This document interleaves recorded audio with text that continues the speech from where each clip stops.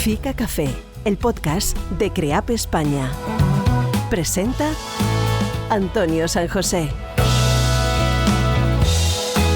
¿Qué tal? Un saludo a todos, bienvenidos. Hace algunos días, Bolsas y Mercados Españoles, BME y CREAP organizaron una sesión en la Bolsa de Madrid para analizar los principales desafíos en la postcontratación, tras el entorno de recuperación después de la pandemia del COVID-19. Expertos económicos de primer nivel analizaron esta realidad y determinaron que la postcontratación es uno de los factores que más influyen en el futuro de los mercados y de los movimientos financieros, habida cuenta de que se trata de un sector en constante cambio. Pero para analizar la postcontratación y saber más acerca de la misma, hoy contamos en Fica Café con Francisco Béjar. Él es director general de Iberclear, Bolsas y Mercados Españoles, BME. Señor Béjar, bienvenido. ¿Cómo está? Muy bien, muchas gracias, Antonio. Un placer de saludarte. Un placer, siempre decimos, aprender de los que saben. Que nos puedan explicar esto de la postcontratación, que mucha gente dirá, ¿a qué se refiere exactamente eso? Es un proceso que garantiza el buen fin de las operaciones cruzadas y si podemos hacer un poquito de pedagogía, pues yo se lo agradezco también. Muy bien, pues nada, vamos a ello. Es cierto que es un tema complicado de explicar a la gente que no está cerca de los mercados, ¿no? E incluso a algunos de los que están cerca de los mercados les cuesta entender en qué consiste la postcontratación. Porque digamos que no es una faceta que es conocida por el público ni tampoco muy visible hacia afuera, ¿no? Pero es fundamental para que los mercados funcionen como vemos que funcionan. Y el ejemplo que quizá más lo puede mostrar es, de hecho, es algo que es una expresión que se utiliza normalmente, que es la fontanería, ¿no? Es decir, tú vas a un grifo, abres el grifo y sale agua. Y para que salga ese agua tiene que haber tuberías, tiene que haber conexiones y tiene que haber una red que funcione, ¿no? Pues la postcontratación es básicamente eso en los mercados financieros. Es todo lo que no se ve, pero que hace que el agua salga por el grifo, ¿no? Eso sería, digamos, la traducción práctica del fenómeno. ¿Cómo es el flujo del proceso? Bueno, cuando hablamos de mercados financieros, todo el mundo se imagina a un trader con 3 pantallas contratando en los mercados a distancia de kilómetros e incluso de continentes, ¿no? Todo eso efectivamente tiene un componente tecnológico tremendo, pero lo que sucede después de que el trader dice comprar o dice vender es cuando entramos nosotros en juego, ¿no? Y ahí hay un proceso que actualmente dura días, dependiendo de un poco el mercado o el continente, esos días que se emplean para que efectivamente esa compra al final tenga lugar. Y por tener lugar significa que las acciones aparezcan en tu cuenta anotadas, o que si estás vendiendo valores recibas el importe correspondiente a esa venta en tu cuenta de efectivo. Todo eso sucede en un proceso en el cual hay muchos intervinientes, ¿no? Tanto intermediarios financieros que participan en el proceso como infraestructuras de mercado, que es nuestro caso desde BME, ¿no? En la parte de postcontratación, fundamentalmente hay 2 infraestructuras de mercado involucradas. Una que es la cámara de compensación, que esto daría para otro podcast también, porque conceptualmente es muy sencillo, pero realmente la labor que realizan es compleja y es quizá poco intuitiva de entender. Y luego después estás lo que llamamos los depositarios centrales de valores, ¿no? En el caso de España, pues Iberclear en BME. Y estos depositarios de valores lo que hacen es justamente ser una red con todos los intermediarios financieros donde al final esas acciones o ese dinero se mueve, es decir, lo que el cliente ve que efectivamente esas acciones se dan de alta que ha comprado o ese dinero que ha pagado o que tiene que recibir se anota, pues este depositario central de valores lo que hace es justamente organizar todo ese flujo transaccional para que ese clic del trader en la fecha de contratación al final acabe donde tiene que acabar, y que de hecho hay un concepto que es la finalidad, el finality, es que eso está en firme y eso realmente se ha producido, ha tenido lugar y tiene también consecuencias jurídicas importantes, pues como que es que eres el propietario de esas acciones que has comprado o que realmente esa venta de acciones se ha producido y has recibido el importe correspondiente. Hablamos del ejemplo de la fontanería, es algo así como el backstage también, digamos, ¿no? De un espectáculo, de un gran concierto, de un espectáculo. Ahí detrás tiene que haber un trabajo. Iberclear, en este caso BME, es un actor muy principal, pero también tienen unos stakeholders con los que trabajan todos los días y a todas las horas, porque cada minuto cuenta aquí, ¿no? Cada segundo, sin duda.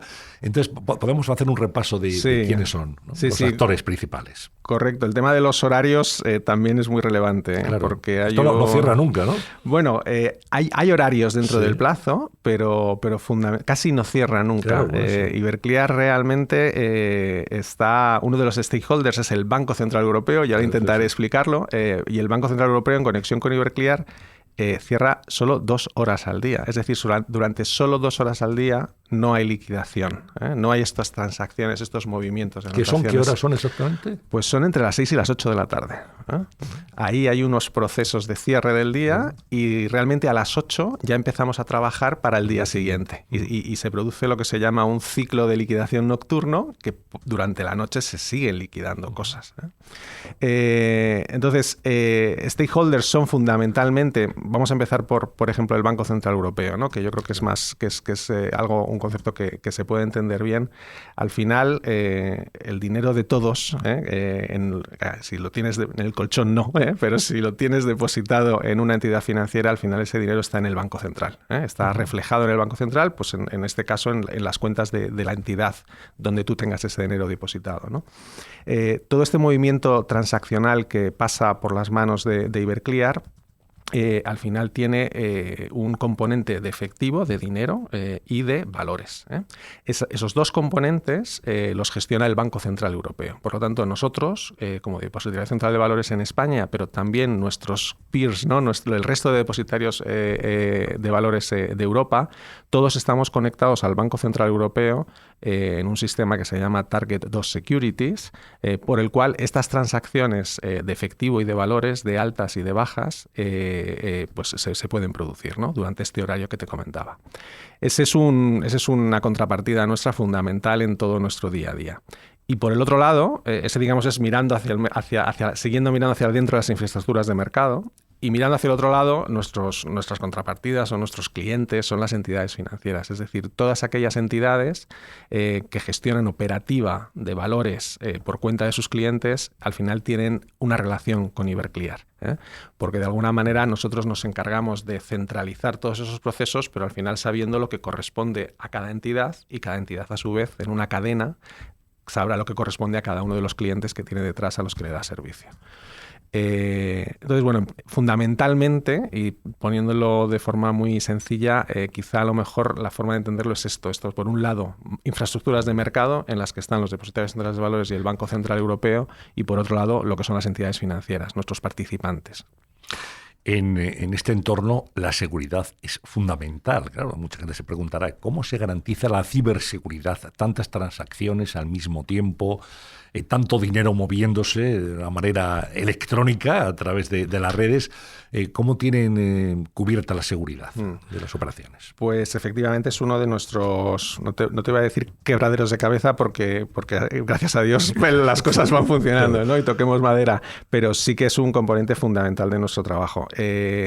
De hecho, en el evento que hacías referencia, una de las cosas que comentamos es que si algo somos los depositarios centrales de valores, es confianza. Claro. Es fundamental la labor de confianza que transmitimos a todos los participantes y al propio sistema. Si nosotros fallamos, hay un problema muy gordo. Entonces, es cierto que la tecnología y las propias prácticas de mercado han evolucionado muchísimo a lo largo de los años. Yo cuando empecé, hace ya casi 30 años, la verdad es que los procesos eran muy diferentes a como son hoy en día, ¿no? Pero eso no quita a que, pese a que hayamos evolucionado mucho y hayamos desarrollado muchas cosas alrededor de nuestros procesos, evidentemente en el entorno en el que nos movemos ahora mismo, pues la ciberseguridad es una preocupación absolutamente para todos, ¿no? Y bueno, más concretamente después de en la situación de Ucrania, pues muchísimo más, ¿no? Entonces eso nos requiere básicamente estar preparados para la primera, la segunda y la tercera ola, ¿no? Y el COVID fue un ejemplo de estar preparados para hacer frente a una situación de contingencia y responder frente a ella, ¿no? Porque siempre me imagino existe la amenaza, ¿no? De que puede haber ataques cibernéticos que afecten a la seguridad de las operaciones en España y en cualquier otro país. Correcto. Al final estamos hablando de un entorno absolutamente internacional. En los mercados financieros no hay fronteras.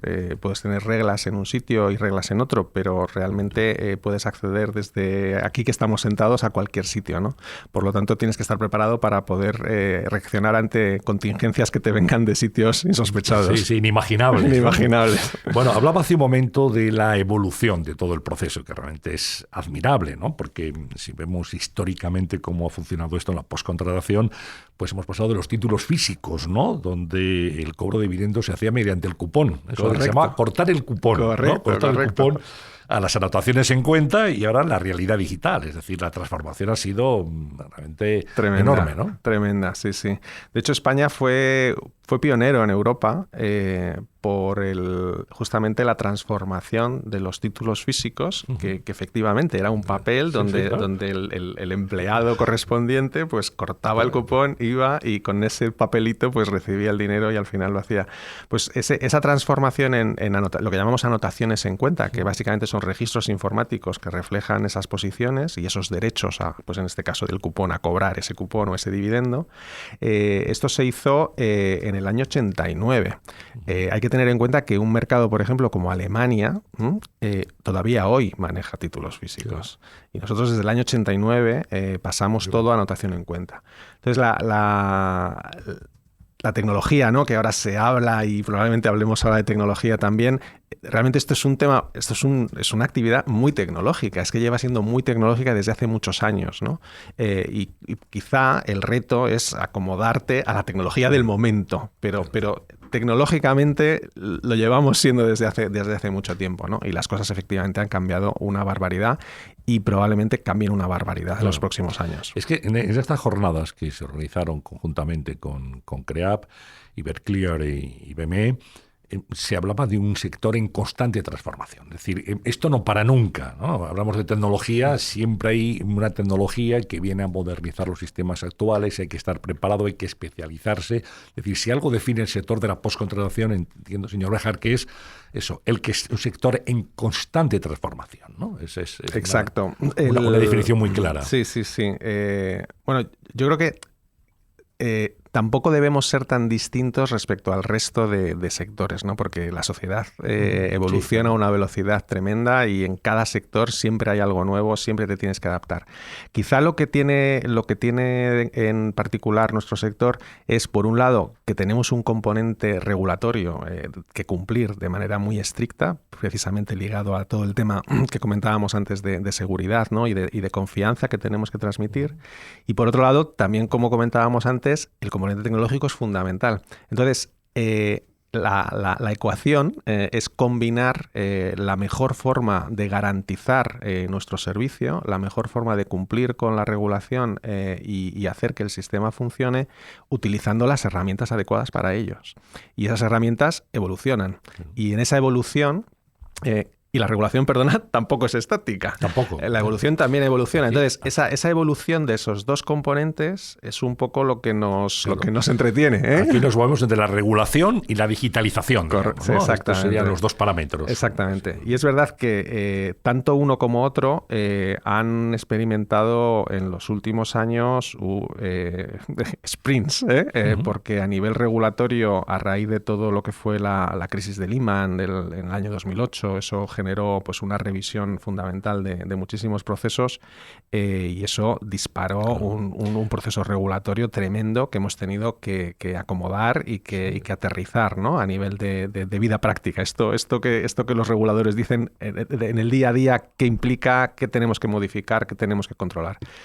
Y de la tecnología, pues no hablemos, ¿no? Está en constante ebullición, constante cambio y todo eso, pues también es algo que nos ocupa y en algunos casos nos preocupa. Claro. Hablemos de regulación, entonces, por coger uno de los dos pilares básicos donde se asienta la postcontratación. Una regulación que es cada vez más exigente, entiendo, ¿no? Hablaba del caso de Lehman Brothers y de toda la crisis que tuvimos en 2008 y a partir de ese año. La verdad es que ahí se pusieron muy serios los reguladores, vieron que había peligros por muchos lados y dijeron, vamos a hacer aquí una normativa que sea muy estricta. Pero claro, el regulador plantea eso y luego hay que llevarlo a la práctica. Exacto. Entonces, digamos, la exigencia es máxima. La exigencia es máxima. De hecho, el tema de Lehman disparó un poco lo que comentábamos antes de la infraestructura de la compensación, la cámara de compensación. Pues eso generó una corriente de regulación tremenda precisamente para evitar que situaciones como aquella sucedieran. Y la cámara de compensación lo que hace fundamentalmente es un módulo de gestión de riesgos. Gestiona los riesgos para minimizarlos y para en todo momento tener una garantía de que las transacciones que están en el vuelo, si algo pasa, hay una garantía de la que tirar. Esa es la función fundamental de las cámaras de compensación y están absolutamente reguladas. Y por parte de los depositarios centrales de valores, pues también tenemos una regulación muy estricta en Europa que se llama la CSDR. Entramos en siglas, ¿no? Pero es la directiva que regula nuestra actividad y tiene un componente tremendo en cuanto a requerimientos de control y de seguridad. En Europa, la verdad que en ese sentido siempre se ha caracterizado por ser generosa a la hora de regular. Es decir, la regulación entra en mucho detalle, pide muchísimas cosas y luego por parte de los supervisores, en el caso nuestro es la Comisión Nacional del Mercado de Valores, pues velan de que efectivamente nosotros estamos haciendo las cosas como corresponde, ¿no? A veces explicamos la CNMV, el papel que desarrolla como la policía de la bolsa, ¿no? La policía de los mercados. Exacto. Atenta que todo se produzca de una manera absolutamente clara, transparente y legal. Eso es. Me alegra que lo diga usted y no yo, pero conceptualmente es así y puedo asegurar que cumplen con su función con rigor, porque en concreto los depositarios centrales de valores estamos muy, muy vigilados, cosa que no nos disgusta tampoco. Porque eso es una cierta tranquilidad también para ustedes, ¿no? Efectivamente, porque sirve de red de seguridad para que efectivamente podamos hacer nuestra labor con tranquilidad y con garantías. Y, por supuesto, para los inversores. Los inversores, yo no sé hasta qué punto viven en su día a día esa existencia de estos procesos de postcontratación. Saben que funciona. Sí, eso. Pueden invertir con tranquilidad y con confianza, que es fundamental. Correcto. Bueno, están muy protegidos los inversores en las empresas cotizadas. Esto también hay que decirlo. No, al final esta regulación y nuestra propia actividad evoluciona también en las mejoras. No es solamente implementar regulaciones y olvidar. También hay un trabajo diario de mejoras que efectivamente velan por que las cosas funcionen y eso significa que los inversores están más protegidos y pueden seguir depositando la confianza en nosotros. Hay transposición de limitaciones que marca Europa, por tanto ahí tenemos un parámetro y otros también la España. O sea que tenemos que movernos en la regulación europea y en la nacional, ¿no? Sí, al final esto es como jugar en la Liga y en la Champions. Pues te tocan partidos mínimo, 2 partidos a la semana y ahí tienes que tener equipo y estar entrenado para poder afrontar los 90 minutos en cada uno de ellos. Y luego todo esto, digamos, ¿cómo afecta a la simplificación de los procesos? Porque yo creo que los procesos son cada vez más modernos, evidentemente, pero también cada vez son más rápidos y también menos complicados, digamos, ¿no? Dentro de lo que se ve, por lo menos, en la actividad inversora. Pues es algo curioso, porque por un lado es cierto que sí que parece, ¿no?, que se tiende en algunos casos a la simplificación, pero luego cuando entras en los detalles las cosas no son tan fáciles, ¿no? Y encuentras la paradoja de que con un objetivo muy loable, ¿no?, de poder pues garantizar determinadas cosas, llevar eso a la práctica tiene mucha complejidad, ¿no? Hay otro tema que es también la interconexión y la interoperabilidad que al final tienes con mucha gente. Y cualquier cambio en un pequeño sitio resulta que tiene un impacto en lugares insospechados, ¿no? Entonces llega un momento en que es cierto que hasta los propios reguladores han llegado un momento a decir, oye, nos estamos pasando, vamos a levantar el pie porque si seguimos apretando va a llegar un momento en que no vamos a saber. Vamos a buscar una cosa con la regulación, pero es que igual conseguimos el efecto contrario en otro tema que no habíamos tenido en cuenta, ¿no? Entonces, hay una situación un poco paradójica en ese sentido. Lo que se pretende es también apoyarnos en la tecnología para precisamente simplificar. Es decir, ahora mismo hay cosas que son muy complejas porque hay que hacerlas como hay que hacerlas y estamos empezando a ver fórmulas que permiten hacer esos mismos procesos igual o más seguros que hoy, de forma mucho más rápida y de forma mucho más eficiente, ¿no? Y ese es el camino que tenemos que recorrer. Porque los equipos además tienen que hablarse, ¿no? Esta interconexión tiene que producirse en el mismo idioma informático, ¿no? Es tremendo, es tremendo. Yo, de hecho, a veces en el trabajo tienes la sensación de que tu función es traducir entre unos y otros, porque uno va con su historia y el otro pues va con la suya, ¿no? Y muchas veces hace falta esa... Pues eso es, en esencia, nuestro trabajo, conectar y traducir, para que el proceso salga. Sí, bueno, hablaba de los avances tecnológicos que son evidentemente un gran aliado de la digitalización y de la modernización de los procesos. ¿Cómo ha afectado, por ejemplo, el COVID-19? De un día para otro se paró todo, la gente se tuvo que meter en casa y fue un reto también, ¿no? Para todo el sector. Fue yo creo que para todo el mundo, ¿no? Pero en nuestro caso concreto fue un impacto muy grande. Nosotros ya teníamos en la compañía, y no éramos especiales porque yo creo que casi todo el sector financiero ya lo hacía, ciertos equipos que trabajaban en remoto, pero ni mucho menos era la norma. De hecho, en las semanas previas y las semanas de movernos a casa todos, pues yo creo que era público que había una demanda tremenda de ordenadores y equipos portátiles porque todo el mundo se iba a trabajar desde sus casas y las empresas no estaban preparadas, ¿no? Nosotros, por nuestra condición, tenemos que estar preparados para reaccionar pase lo que pase. Y en este caso lo que pasó fue el COVID, y el COVID hizo que todo el mundo se tuviera que ir a casa a trabajar, ¿no? Y en ese sentido, también tengo que decir que desde una perspectiva no solamente de Iberclear o de BME, sino a nivel de todo lo que es el mercado financiero español, creo que dimos un ejemplo extraordinario, que no fue en absoluto igual en todos los países. El mercado, no me atrevo a decir que no sufrió un poquito, pero la respuesta fue tremenda. O sea, no hubo ni un proceso en el que tuviéramos problemas, ni nosotros, ni las entidades con las que estamos conectados. Ni tampoco con el Banco Central Europeo, como decía al principio, que es fundamental en todo nuestro proceso, ¿no? Y realmente fue la forma de demostrar que los planes de contingencia o los planes de continuidad funcionan y están ahí para algo, ¿no? Y que tienes que estar preparado para cosas que ni te imaginas. Así que, y de nuevo, el componente digital pues ayudó muchísimo, ¿no? Una de las cosas que también te hacen reflexionar con la experiencia del COVID es que, personalmente, yo de Zoom había oído hablar, pero de Teams nunca. Y ahora Teams forma parte, y es una herramienta que estaba ahí. Sí, sí. Es una tecnología que estaba ahí, pero que no usábamos, ¿no?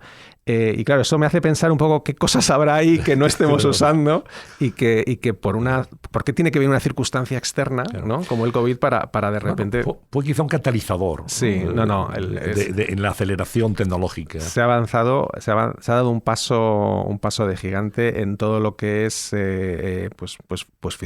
firmar un papel. Eso has tenido que hacerlo de forma digital, y como eso, miles de ejemplos de cosas que se hacían de una manera y hoy se hacen de otra gracias al COVID y son igual o mejor porque son más eficientes. Pues algo parecido es un poco la reflexión que tenemos que hacer en líneas generales con todas estas posibilidades, ¿no? que da la tecnología actualmente.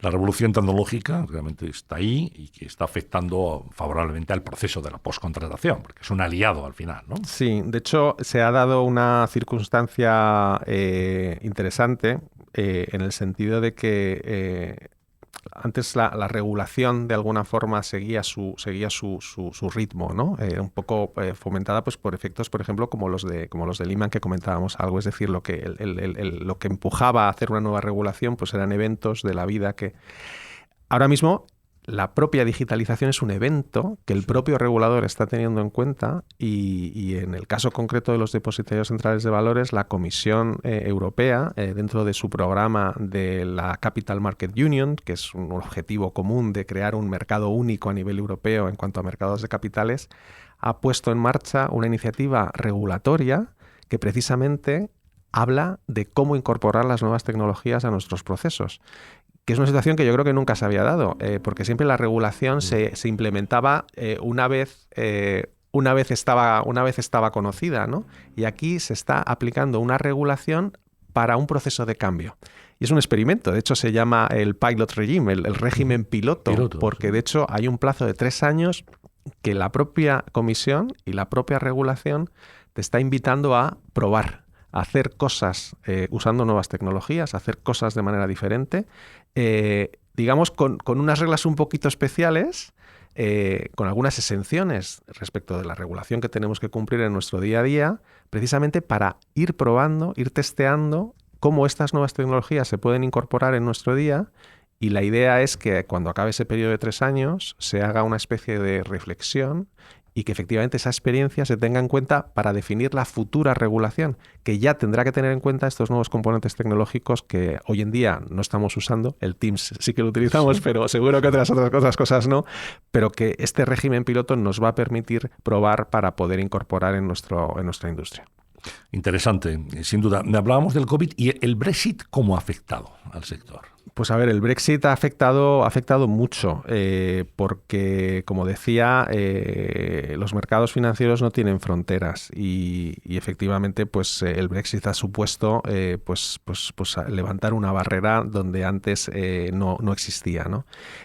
Fundamentalmente ha tenido impactos no tanto en los mercados que en este caso gestionamos desde Iberclear, pero toda la operativa con cámaras de contrapartida central, todo lo que es contratación de derivados OTC, y eso también daría para otra charla, no voy a entrar ahí a explicar eso, pero bueno, lo dejamos esbozado. Sí, exactamente, eso para la próxima. Hay un volumen enorme de transacciones también, que claramente el peso del Reino Unido a nivel de industria financiera es fundamental y el Brexit ha puesto patas arriba algo que se ha ido construyendo a lo largo de los años, ¿no? Y de nuevo, tampoco creo que seamos una excepción los mercados financieros, porque creo que situaciones parecidas con el Brexit han afectado a otros temas, ¿no? Pero el financiero es fundamental y ha sido una revolución que todavía seguimos hoy digiriendo, porque no está el tema cerrado. Que no en vano la City es la City, ¿no? Correcto. Final, o sea que... Sí. Bueno, por lo que nos está contando, señor Béjar, el mercado español está muy bien preparado. Es decir, podemos sentirnos legítimamente orgullosos, ¿no? Hablaba de que ya en el año 89 pues empezaban las situaciones en cuenta, que otros países se han incorporado más tarde, y o sea que estamos realmente en un ambiente y en un entorno que podemos, digamos, calificar de muy positivo con respecto a otros países. No sé si está bien que yo lo diga, pero yo estoy totalmente de acuerdo. Yo creo que España en las finales, Sí. volviendo al símil futbolístico, en las finales que hemos tenido que enfrentarnos, y hemos jugado algunas finales, hemos salido muy bien. Muy bien para nuestras entidades y para nuestro mercado, y luego también, si te comparas, que es inevitable, todavía te sientes más orgulloso porque ves que otros no salen tan bien parados.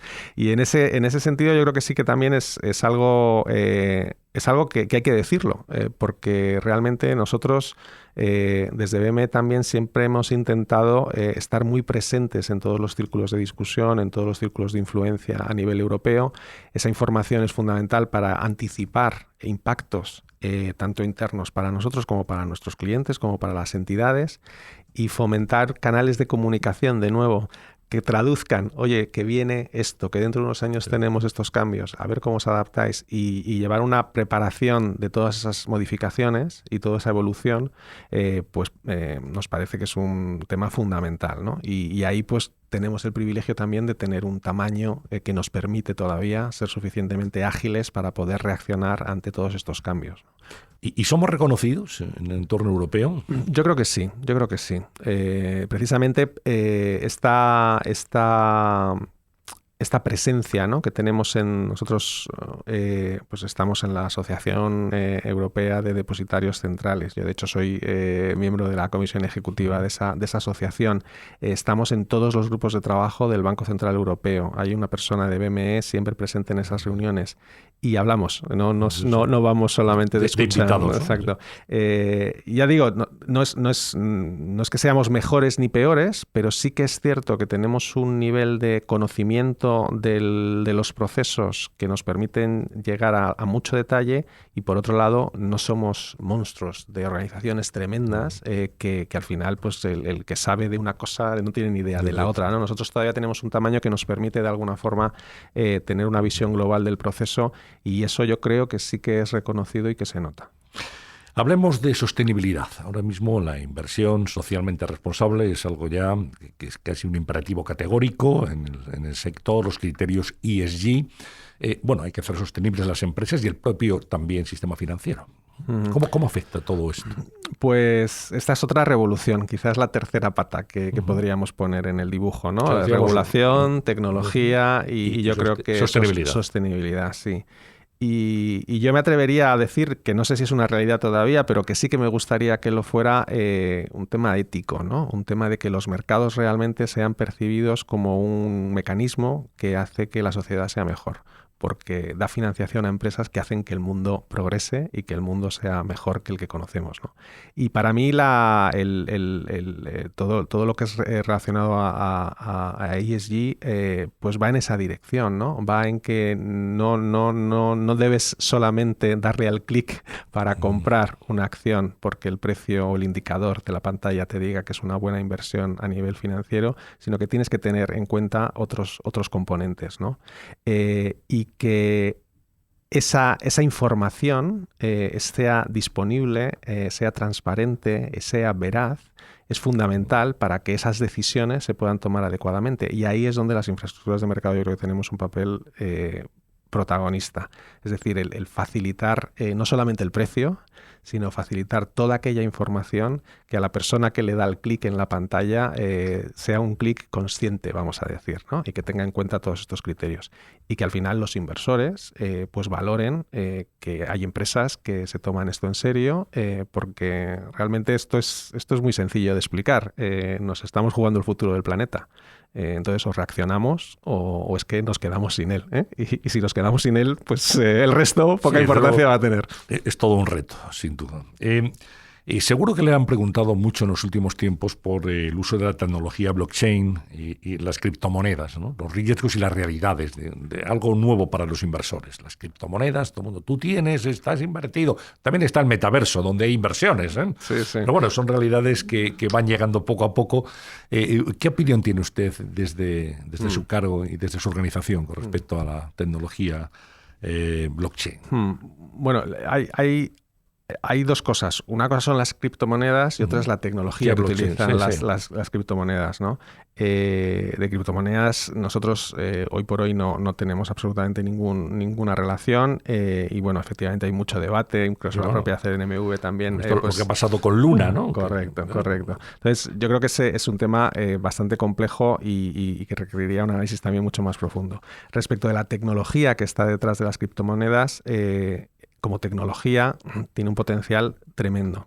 Esto que explicaba al principio de que tardamos unos días, ¿no? Entre que el clic del trader hasta que las acciones aparecen en tu cuenta, eso en Europa dura 2 días.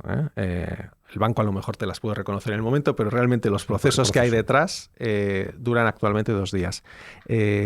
Para verlo de manera muy sintética y muy sencilla, el uso de estas tecnologías puede permitir que eso sea instantáneo. En el sector se llama atómico.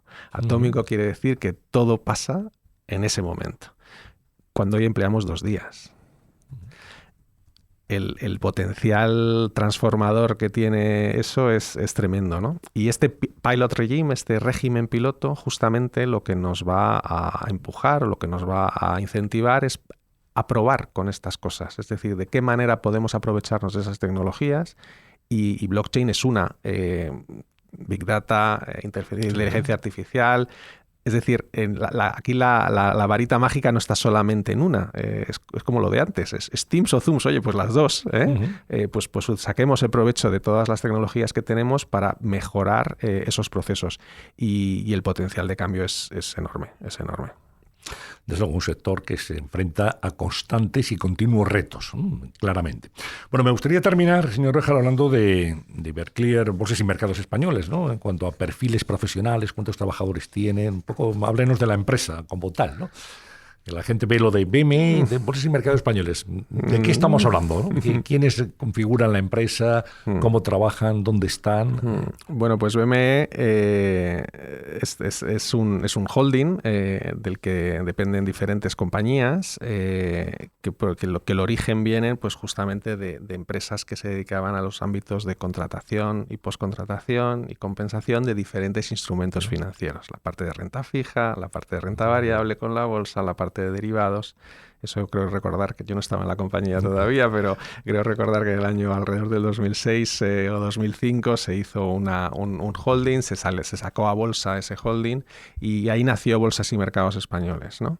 Que es esa X en el sí. Que es como una X en el logo, ¿no? Que la gente interpreta de manera diferente, pero entonces bueno, pues al final es una compañía en la que tampoco trabaja mucha gente, ¿eh? Estamos hablando de que lo que es la parte de BME, pues no sé si llegamos a los 800 empleados aproximadamente. Pero efectivamente gestionamos procesos muy críticos, ¿no? Desde el año 2020 el grupo suizo SIX compró el grupo de Bolsas y Mercados Españoles, ¿no? Para formar lo que es ahora mismo el grupo SIX BME. El grupo SIX es un poco algo parecido a BME, pero en Suiza, ¿eh? Lo cual, pues aparte de un reto profesional para todos, yo creo que ha supuesto una enorme oportunidad al justamente crear ese jugador ya internacional, ¿eh? Aquí la unión hace la fuerza. Correcto. Nosotros antes íbamos a la Champions solo con nuestro equipo regional y ahora vamos a la Champions con ya uno de los primeros espadas, ¿no? El grupo SIX BME es el tercer grupo bursátil europeo y estamos dentro de los 10 primeros grupos europeos mundiales de bolsas, ¿no? Entonces, eso aparte del tamaño y aparte de la propia riqueza, ¿no? De una integración en cuanto a cultura, pues evidentemente nos da muchas más posibilidades y mucho más músculo para poder hacer frente a todos estos cambios que hemos estado comentando en este rato, ¿no? Donde el tamaño importa, ¿eh? Porque esos retos significan inversión, significan experiencia y significan efectivamente tener la capacidad de poder ofrecer esas ventajas a los clientes, y claramente con SIX pues hemos dado un paso de gigante en ese sentido. Desde luego sabemos mucho más de lo que sabíamos hace un rato cuando comenzábamos esta conversación sobre la postcontratación, todo lo que significa, lo que no se ve en el mundo de la inversión, esos retos que antes señalaba la regulación, digitalización, sostenibilidad también, es decir, un sector en constante transformación. Para invertir al final con seguridad, con confianza y con tranquilidad. De eso se trata. Francisco Béjar, un placer haberte tenido aquí. Encantado, muchísimas gracias por su esfuerzo pedagógico. Y desde luego nos quedan algunos flecos, algunas asignaturas que podemos recuperar en cualquier otro momento, ¿no? Estupendo, cuando queráis. Esto es algo que nos afecta a todos, como consumidores de servicios bancarios, como inversores. Es decir, el mundo de la economía real tiene también unos aspectos desconocidos que conviene en cualquier caso divulgar y tener presentes. Hasta la próxima. Muchísimas gracias. Gracias a Francisco Béjar, gracias también a todos ustedes por su atención en este podcast Fika Café de CREAP España. Hasta la próxima.